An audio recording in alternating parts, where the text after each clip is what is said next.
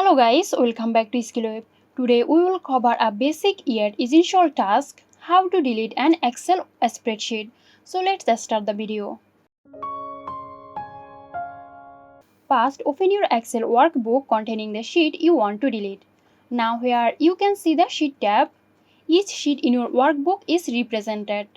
Now right click on the sheet tab you want to delete. This will open a context menu with various options. In the context menu, select delete.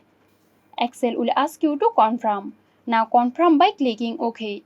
That's it. Hope this video helped you out. If it did, please like, comment and share and press the bell icon for more videos.